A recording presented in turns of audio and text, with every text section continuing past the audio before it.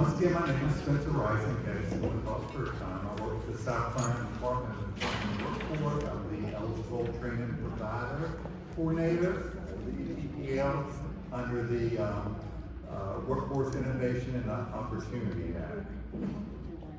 Next slide. So we'll start and just cover a basic overview of the ETPL. First of all, what is the ETPL? Very simple. It's an electronic list of approved training providers and their programs who are eligible to receive WIA training funds to provide occupational training services to WIA participants. The training provider must be approved by a local workforce development area in South Carolina in order to be placed on the eligible training provider list and be eligible to receive those WIA training funds possibly. Currently on our ETPL, we have 77 training providers, about 550 occupational training programs, 125 registered apprentice sponsors, and 204 programs that have been approved or in the process of being approved right now. WIA requires each state to establish and maintain an eligible training provider list, or ETPL. South Carolina's eligible training provider list is on the Palmetto Academic and Training Hub, and that website is open to all our stakeholders, whether you're a training provider, or you're a participant, or just doing general research on a training provider. They can view and search programs, view and compare training providers, their performance outcomes, apply for jobs, to work centers, and of course have financial aid points of contact. Next slide. All right, so what is a training provider? A training provider must qualify as one of these entities. You have your institution of higher education, so your technical schools, or your South Carolina technical colleges and universities, sponsors under the National Apprenticeship Act. You have your public and private training providers, community-based organization, your pre-apprenticeships. Pre-apprenticeships are a little different because they need to be partnered with at least one registered apprenticeship program. We also carry providers of adult education and literacy. However, those programs have to be combined or in conjunction with the occupational training services. The next slide. Each training provider obviously has to have must provide a program of training. That training program of training must result in an industry recognized certificate for certification. For example, your American Welding Society, AWS Welding certificate, your National Healthcare Association, medical billing certificate. So we're looking for that industry recognized credential. Also, if the provider offers, if it's a registered apprenticeship, the certification of completion of a registered apprenticeship program, a license recognized by the state or federal government, so that could be your LPNs, your RNs, CDL drivers, etc. Associate degrees and bachelor's degrees. In some cases, if it leads to employment, but that would be determined by the local workforce development boards in South Carolina, based on their employment need in that specific area. Next slide. Okay, these are our ETPL basic requirements. So the first is all training providers, in-state and out-of-state, must be licensed or accredited or exempt from license by the appropriate South Carolina licensing and federal authority prior to becoming an eligible training provider list. So we would like you to have a license before actually applying for the ETPL. Basically, that just holds up the application until we receive that information. Providers need to be current on their state unemployment taxes. We do have a link on our website that will link you to that site to check your unemployment taxes by entering your FEIN number. A training provider must enter or submit a memorandum of agreement, and that's a data sharing agreement between the state of South Carolina, or Duke, and the training provider. Basically agreeing to share student data. And probably that's pretty much what we'll focus on a lot of this presentation, is that a provider is required to submit all student data, so that's WIA and non-WIA participants, on an annual basis. Every year, you need those elements report to the Department of Labor, and that's what comes out with our annual outcomes for those programs. Of course, the actual application will have a section where a provider must report specific program and performance data. The provider also needs to have a written and publicly available refund and grievance policy, and not accept on the application no refunds or see website. We actually need to see what the grievance and policy are. And finally, the provider and the program, once again, must be approved by a specific local workforce development area before any funding could be offered to that provider. You go to the next one. All right, so key items coming up for our providers who are on ETPL, and if you're a new provider, these are things that would affect you as well. Providers are required to renew their program on an annual basis. Our renewal cycle runs from June 1 to June 30th. So provider will go into their application, make sure all the information is updated, costs, the program descriptions, anything that needs to be updated is usually done at that time.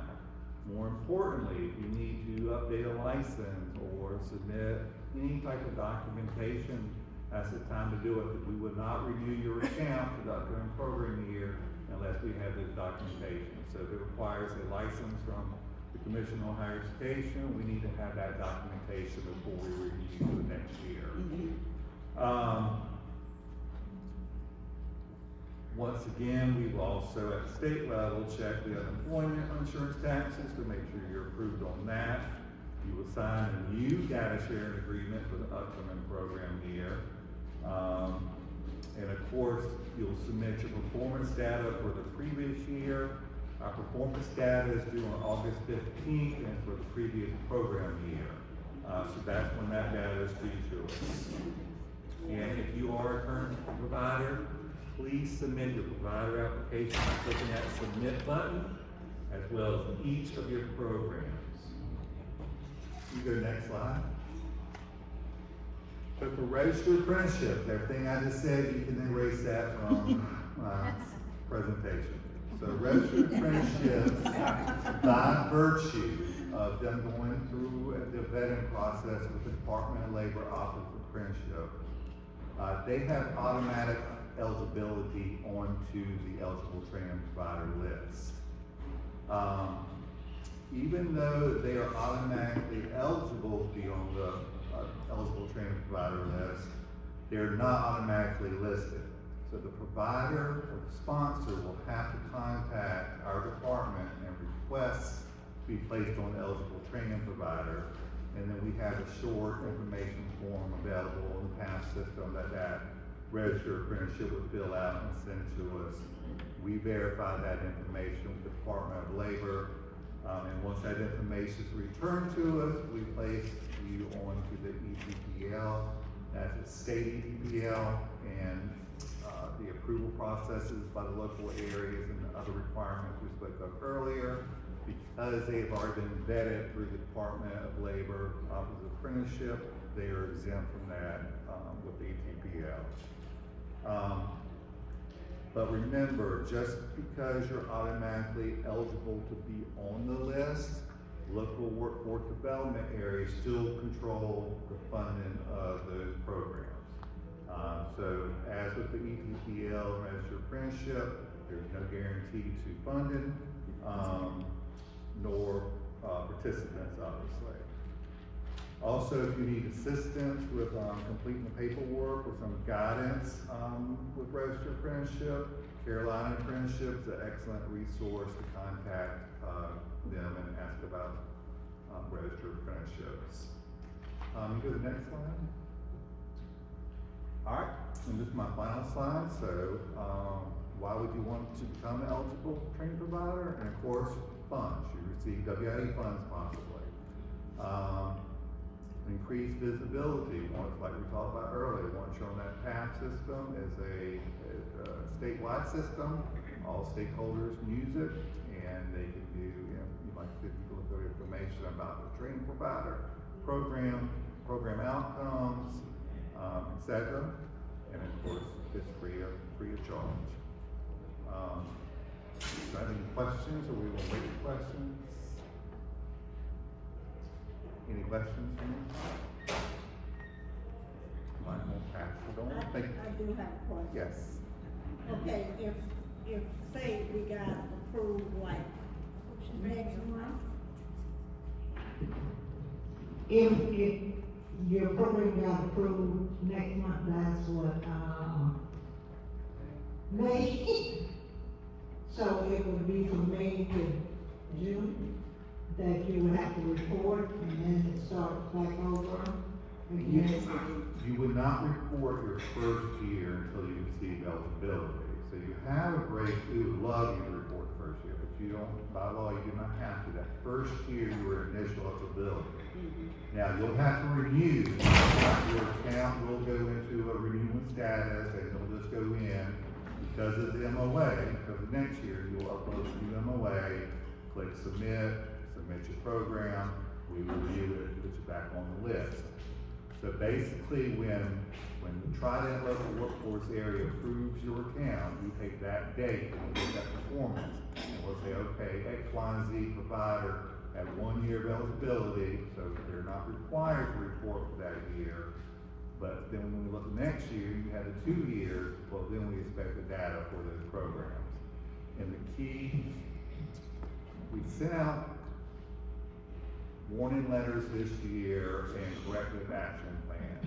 And most providers, the response was that they did not know they had to report for the all-student portion. They had said, well, I didn't get a WIA participant, so we're not going to report. If any students. So if you did not receive any students during that year, the Department of Labor still expects us to report on what students you did receive, and we'll publish that for your outcomes. But I can't even, submit my thing without my license, right? I mean, Yeah, we would need some type of license, whether to a CHD or another regulatory, yes. All right, thank you. Any other questions?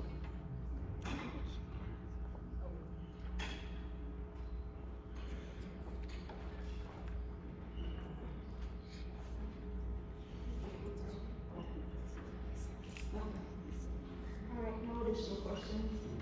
So we'll go ahead and proceed with the Department of Social Services and their presentation.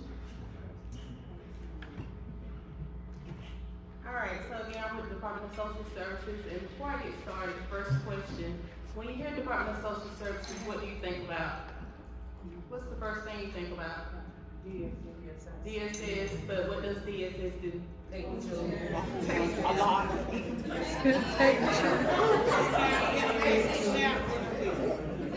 Social stamps, okay. Alright, so, as I came into this program, I was told this is one of the best kept secrets at DSS. I'm gonna talk about our third-party reimbursement program, also known as Employment and Training Program. But before I do that, do y'all see another name on my PowerPoint? But there's another name on my PowerPoint. Telling Hazel, I'm gonna get him to stand up because he's our provider navigator for our third-party program. So if you become a partner with our employment and training program, Taylor will be your go-to person. So I want to put somebody on Taylor.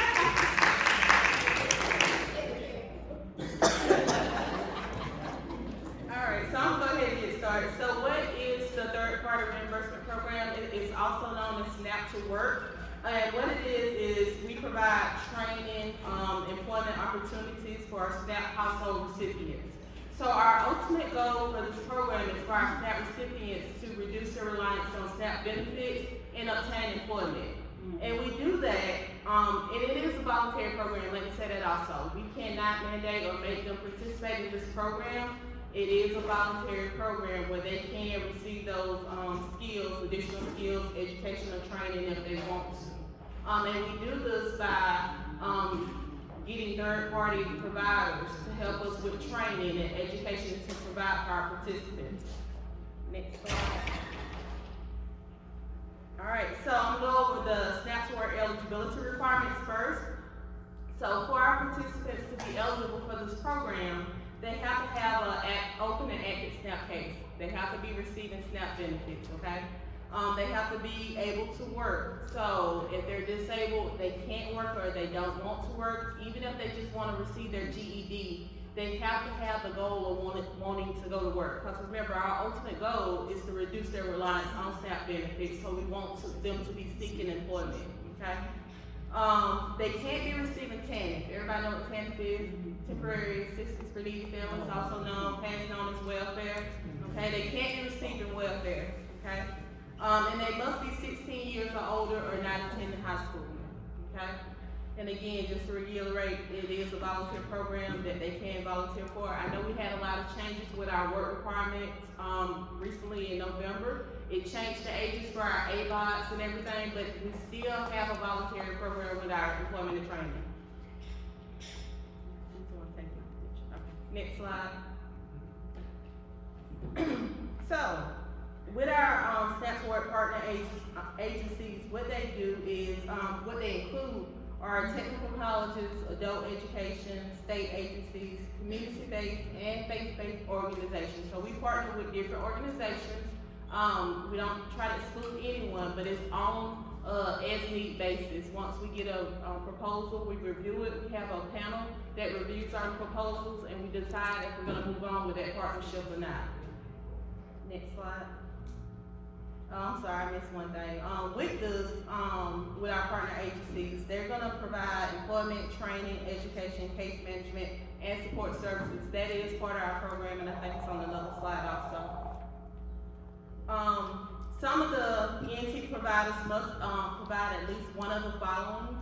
Assessment, employability plan, that is part of our case management with our SNAP to Work program, work readiness, education, vocational training, job retention, meaning that someone obtains a job while they're in our program, we're not just gonna cut them off and say you're out of the program, right? Because it takes a moment to receive a check. So we will help them get uniforms, we will help them with transportation, anything they may need until they can start receiving those funds. Support services, we do support services to help people remove barriers that they may have while they are participating in the program. While they're going to school, we help with transportation, we also help with uniforms.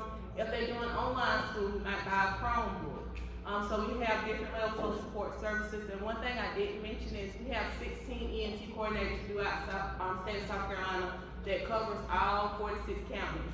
So regardless of where you're at, you're going to be assigned an ENT coordinator to help case manage your case. And if a third party provider comes on, they would do part of that case management also, but they can link with our ENT coordinators if they need additional services also. And then the last thing is outreach and marketing. Okay, so you always want to, if you become a partner, of course, outreach for our SNAP participants, for them to join your program, and market the SNAP to Work program as well. All right, next slide. So why become a SNAP to Work partner? That's why I should have printed it out. So why become a SNAP to Work partner agency? So a lot of you are already doing the services already, right? So you're having clients, you're seeing them through so they can get their certification certificates. One thing I didn't mention also is our program is designed for short-term education, for certifications and certificates. So it has to be less than a year, okay? No more than a year for them to obtain that. But you're already doing the work. So it kind of makes sense if you're already doing the work and you're servicing clients, and if they're receiving SNAP, you can partner with us to get a reimbursement on your funds. So, Telly loves to say that it works best if you're getting like grants that's earmarked for training, okay?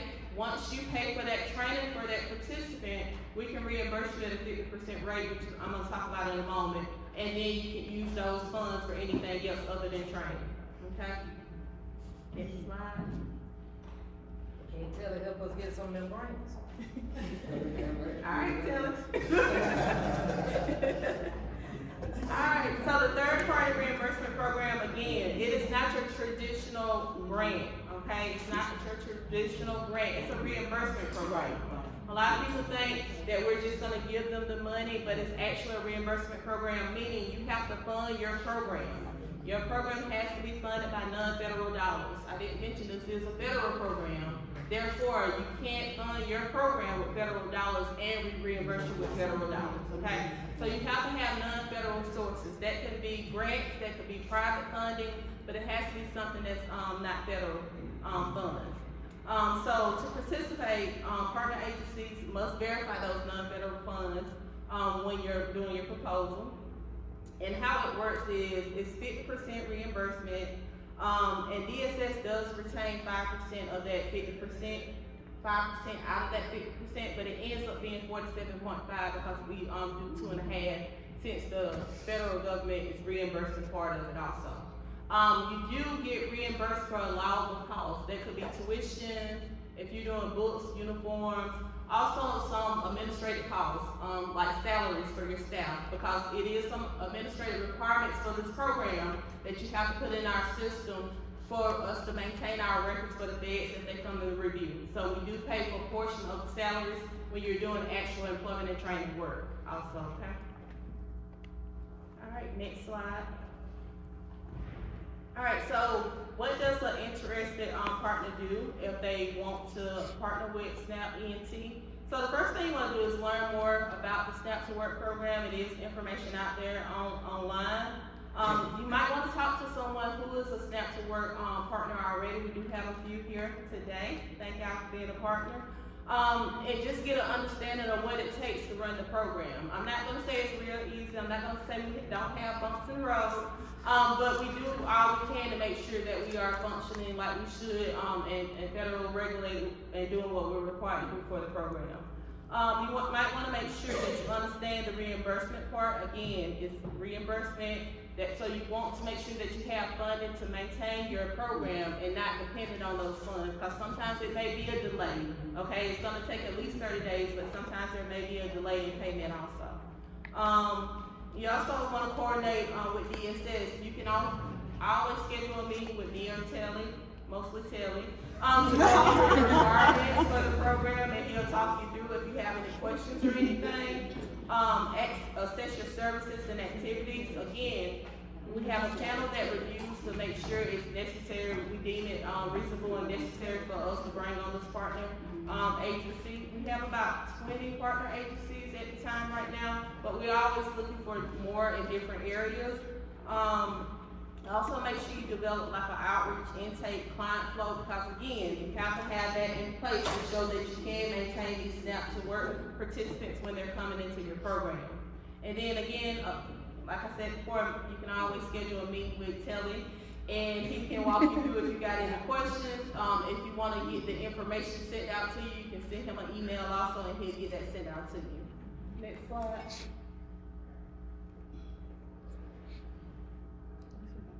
And on the next slide is going to be Telly's information for you to contact him. If you don't have any questions about the third party program. Is there any questions at this time? All right, thank y'all.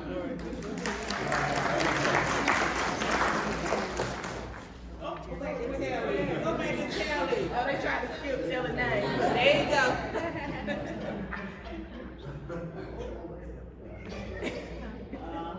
I'm sorry, Telly. Yeah. Better get ready, because I got a lot of questions.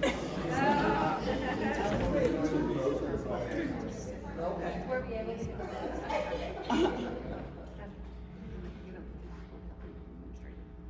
All right, any other questions before we move on? All right. Well, my name is Jenny Garner. I'm the Transition Services Coordinator for Vocational Rehabilitation. So I oversee the services that we provide across the state to students and youth. And then with me I have. Robert Truesdale. I said we were gonna do it, so. That wasn't scripted. Apparently we'll have slides in a second. But well, to get started, is anyone in the room familiar with vocational rehabilitation? Yes, no? Okay. Yes. So hopefully some of this will be an overview. We're gonna start with just a brief overview of our services and how we work with individuals with disabilities, and go into how particularly we work with individuals who are looking for post-secondary education, and then how we could refer someone to us if we had someone coming to you who may benefit from our services. So the mission for vocational rehabilitation is to prepare and assist eligible South Carolinians with disabilities to achieve and maintain competitive employment. We are a state agency. Every state is mandated to have a vocational rehabilitation agency. We do receive both federal and state funding to provide the services that we do to individuals with disabilities. And in South Carolina, we do have two agencies. We have vocational rehabilitation, which Robbie and I represent, and then we also have the Commission for the Blind. So if you have individuals who may be coming to you with visual impairments, they would be the best agency. But if you're unsure of that, you can always refer them to either of us and we can cross-refer if that's more appropriate. I'm just gonna keep going. Eventually maybe we'll have slides and they don't end up coming up, we can make sure they're shared with you all. We'll try to keep it as entertaining as possible without visuals. So we do have offices in 31 offices across the state. We serve every county in South Carolina to provide these services. We do also have two comprehensive evaluation centers, so individuals who maybe have some physical limitations, they can come to those locations to do some PT and OT to kind of determine their physical capabilities and help us find their maximum potential when it comes to their employment opportunities. We also have a substance abuse recovery center. So if individuals that you are interacting with may be struggling with a substance abuse disorder, we do have a 28-day inpatient facility in Florence. Again, it's free of charge. So if an individual is eligible for our services, it's a great opportunity for them to work through that, and then sometimes coming through to some post-secondary education programs such as yourselves. I advance a couple for me. One more, I think, is where I'm at. Right here. And that's a map of our offices. We do have some literature at the front desk on your way out if you didn't have a chance to grab it yet. That does have some more information about our website where all of the offices and contact information can be located. There should also be contact information on the back of one of the forms as well. We serve individuals with over 130 disabilities, and a lot of our services start at age 14. We do have some that start as young as age 13. And then we can move on to the next slide. So we provide services to individuals kind of in three categories. Students, which is a majority of what you guys are going to be looking at here. We start services as young as some in middle school. A lot of our services start in high school and can continue into post-secondary education programs. We also work with job seekers, so adults with disabilities who are looking to go to work. Who are unemployed. Sometimes in that assessment process, which Robbie's going to talk about in a little bit, we talk about referring to a post-secondary education program. And then also job holders, something that maybe people don't think about as much is an individual who's maybe working and at risk to lose their job due to their disability. So thinking about some of maybe your employees or coworkers may have benefit from some of our services, such as job retention services, so they're at risk to lose that job, or advancement. So maybe something to do with their disabilities preventing them from being able to advance in their career. They may be able to benefit from some of our services. And then lastly, we serve employers, partially by helping build qualified candidates for employment opportunities, but also sometimes training and support. We also have business development specialists, so their roles in their community is to go out and build relationships with our business partners. So as people are graduating from the programs that you all have, they're helping build up that bridge to make sure that they don't graduate with their certifications and then sit on the couch. Next slide, please. We do have eligibility requirements in order to access our services. You do have to have that disability. The legislation says mental and physical disability. A lot of things fall into those categories. Think about somebody with ADHD, learning disabilities, diabetes that's uncontrolled, lots of things. So it's not necessarily your role to need to know if they qualify, but if you think someone may benefit, referring them to us, we can do that assessment process. But they do have to have a disability. that disability does have to create some sort of barrier to employment. A lot of our young people, though going into institutions, are gonna need help getting out of high school and going into post-secondary programs. So again, we can do the assessment for that piece, but they do have to have the disability. They must have a barrier to employment. They must be able to benefit from our services, because our end goal in our agency is employment. So they have to want to go to work and be able to benefit from our services to achieve that, and then that they require our services to reach that goal. So if they meet those categories, they would then be eligible for our services, which I'm gonna turn it over to Rob to talk a little about. I was kind of hoping you held the mic for me. Is Mr. Myers still here? Mr. Myers, right there?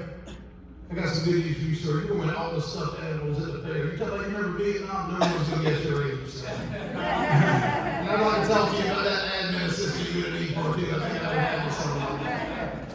I would like to start off by saying I am someone sitting up here with 2 disabilities, so I'm happy to be a part representing VR. Thank the commission for having us here today.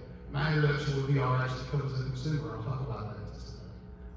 But as Ms. Connor mentioned, our services are tailored around a very specific vocational goal. We assess our individuals with vocational potential, and we build the services we offer that individual very much around that vocational goal. So we have services that are rendered to help with disability management, but also working toward employment, which is our end goal. One service that every consumer of ours gets is vocational counseling and guidance. A master's level counselor will help that person navigate our services, participate in services with the end goal of going to employment. As Ms. Connor said, all of our services are absolutely free. Some of the other services that we may offer, we mentioned benefits. If someone does receive SSI or SSDI, and not sure how much they can work about impacting those benefits, we offer benefits counseling. We have benefits specialists that are certified nationally. They can move that individual and let them understand how much they can make without compromising those benefits. That's not a lot of our students, but we do offer that for anyone that may need it. We also offer paid work experience. We work with our business partners. As Mr. Garner said, each of our offices have business development specialists that have relationships with our business partners to make sure that we're meeting their needs as well for our folks to end up in that employment setting. So we do paid work experiences. We also have a very unique service called Rehab Engineering, our Rehab Technology Department, a phenomenal service that we can offer. Those of you with education may have disability services as part of your school. There may be some things you can't offer that our rehab engineers can. Modifications, maybe some technology we can provide, not just in the education setting, but post-education as they transition to employment as well. And some things that we can possibly provide as well are really extreme, like vehicle modifications for someone that may need it. Maybe home modifications. If someone has to use a wheelchair, they need home modifications or ramp. I'm not saying that everybody gets that, there's certain criteria for it, but it is services that we can offer to help that person go to work. We also offer job search. Our services do not end with education. We love to send our folks to training. We send a lot of individuals to training. And that looks like a wide array of training, from occupational vocational training to learn how to drive a truck, to technical college degrees, to 4-year bachelor's degrees, to graduate degrees. We serve all kinds of individuals and all kinds of training pathways. So we're very happy for that. And we consider you guys partners as well in our journey for that person to go to work. We also offer job retention services, as Ms. Garner mentioned. That was my introduction program. Y'all ever guess what I was doing for job retention services? What? I was taking them kids and No. and that what y'all saying? That's what y'all like. I was telling y'all, we were talking about it earlier.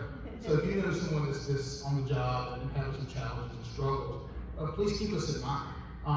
We use the word disability, we have to use the word disability, but that's also kind of a misnomer. Because when people think disability, they think extreme. You know, my question is, do you know someone with diabetes? Do you know someone with hearing loss? Yeah. You know someone that may have a learning disability, maybe they're about calculator or do some math. Those all qualify as disabilities that we can serve. So it's not just your most extreme. You probably would have never known I had 2 disabilities if I didn't tell you. Right. Okay? So keep that in mind. So if you're talking to someone and they need some services and say, hey, I'm really struggling with something, keep us in mind. Even if they don't have a formal diagnosis, if they come to us and say that, we can pay for them to be evaluated. We will handle that cost to determine whether they're eligible for our services. Okay? Also understand that sometimes we can provide financial assistance for training. Next slide.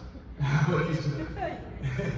And we really rely on our partners with the commission to help us determine our rates. We recently bumped the rates that we pay support, and we are a last funding option, so we do allow making sure that the individuals we serve use their comparable benefits, whether it's Pell grants or financial aid. but we can provide up to $2,442 a semester for tech school support, up to $6,952 a semester for four-year college, and up to $8,000 per semester for postgraduate. So just keep that in mind, and that's not everybody, there's certain factors you go into what we can support, but those are our maximum allotments. And that really does help those consumers out in reaching their vocational potential in school. Again, we want to make sure that we're working with individuals in tune with our labor market to make sure that we're meeting the needs of our business partners, to make sure that our consumers are not just going to training, but they're able to use that training on the back end to go to work. Employment is our goal. If they are seeking post-secondary support, they have to apply for VR services. Mr. Miller kind of covered that. We can speak afterwards later if you want to talk individually about it. We want to determine that employment goal we're going to know our services around, and then we'll make sure they get all their benefits as well, to make sure we can support it. We look at colleges that have been vetted through the commission, and if it's an out-of-state school, I think we approved two for Hampton University in Virginia, actually. There has to be a comparable accrediting agency in that state. We don't require our individuals to go secure loans. We look at those comp benefits and we see what we can support on the back end of that. And we do ask that they file for financial aid. If you're not familiar with the process for what Rehab does, we have a form that we send to the financial aid offices to be completed to include student financial resources and costs for the program. They send that back to us and we kind of crunch it and it shoots out numbers. I wish I could give you a more scientific term, but that's what happens. We know sometimes that may be kind of a pain for financial aid offices, but it's really beneficial to us because it helps us determine what we can support with that person. I'm going to say, as someone who was a wide-eyed 18-year-old boy from Northern Kershaw County on the campus at Clemson University, I wish I had known this resource was available. I wish I had known, hey, there's some financial support. There's someone here to help you guide through this, to help you go to work afterwards. I wish I had known that. So I take it very personally now, allow me to educate those out there that may be serving the rock some years ago to understand what's offered out there.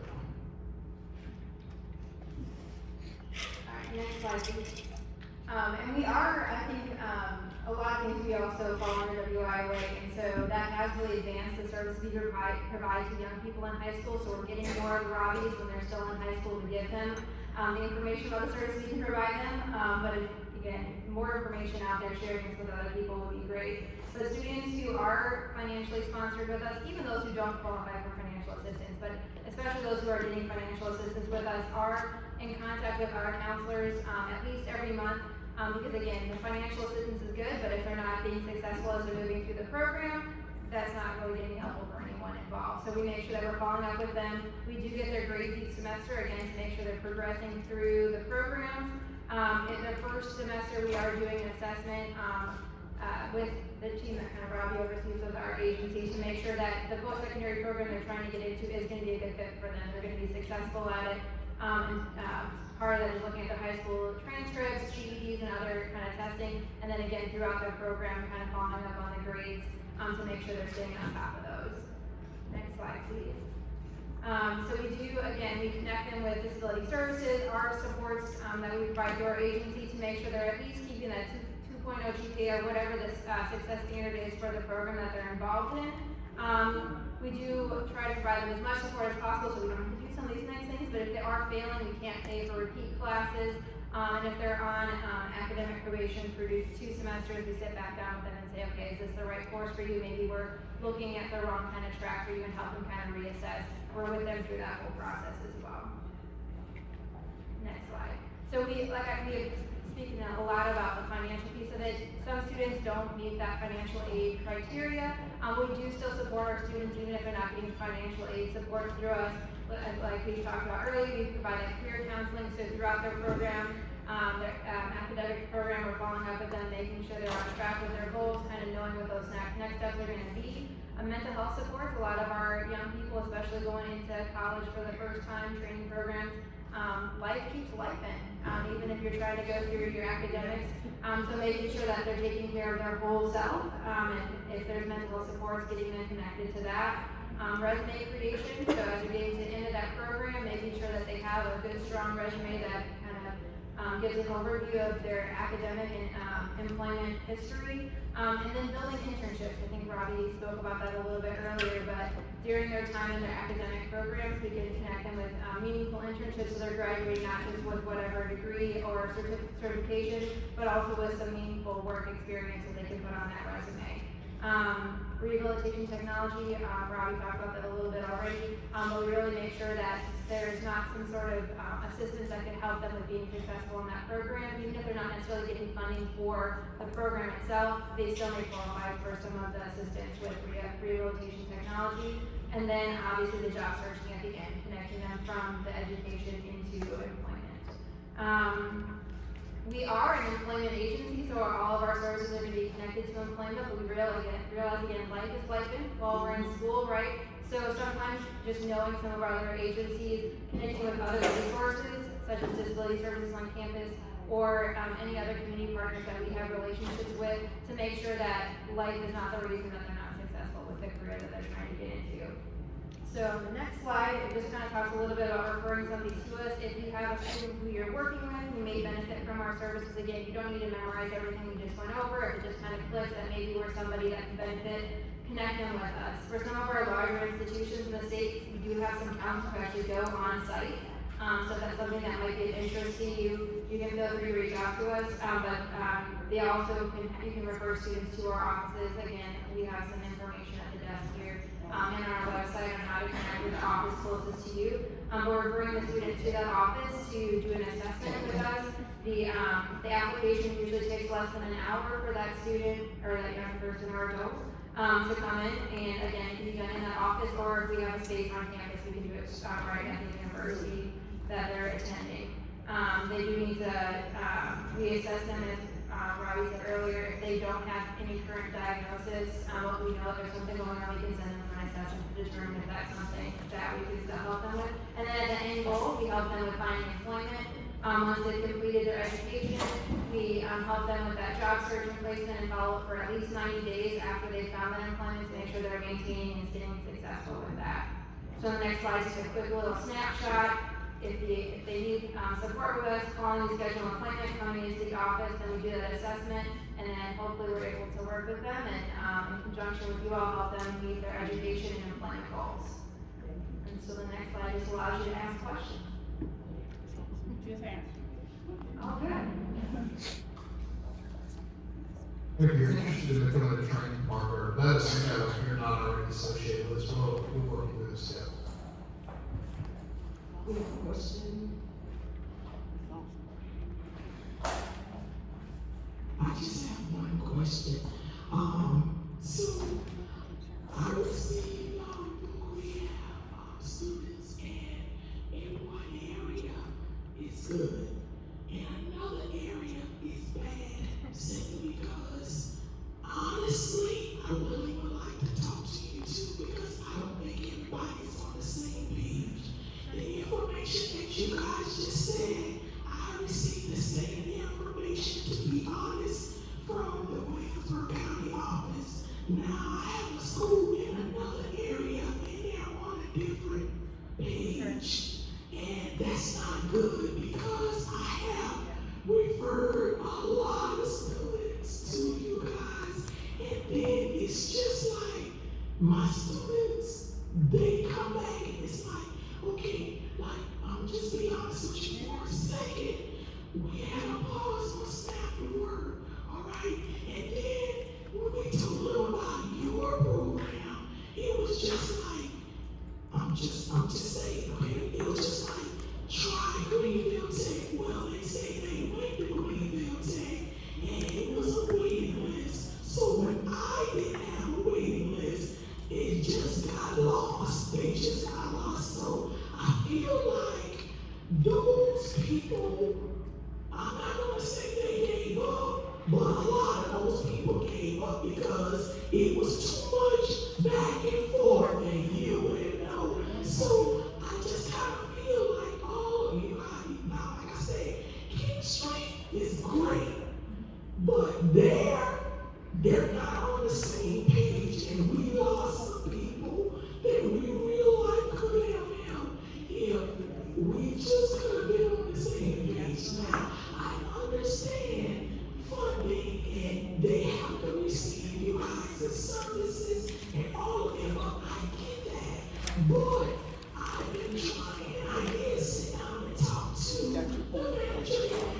sale yet. I'm just still trying to figure out why one area is producing, and here you got this area over here, it's like, It's understood, we understand. Yes. Save your voice. Okay, agreeable? Yes. Okay, I'll talk to you after, we'll figure out that one. Yeah, we wanna make sure we're consistent across the board, and each office is gonna be different dynamics, but we'll do the best we can to maintain consistency, we'll make sure we serve the individual first. Are there any additional questions? I got one. How is y'all pay system? Is it 30 days? Oh, I don't need to do that.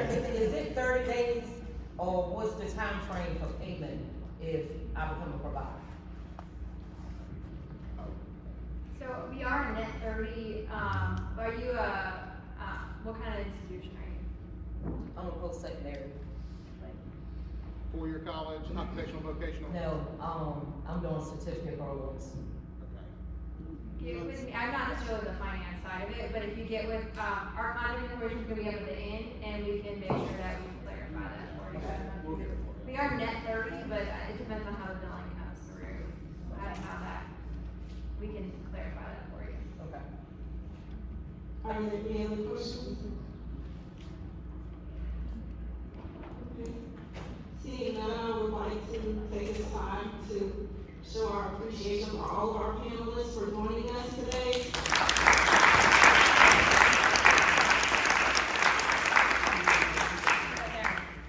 With their permission, we'll send out the slides, but if you have any additional questions, please let us know. Take a moment, if you haven't already, to take a photo of the contact information. We wanna make sure that any resources that will be helpful to your institution are made available to you, if we can guide you in the right direction, and partner with them to make sure that our licensed institutions as well as our SARA institutions have their compliance needs met and also address any questions that they have.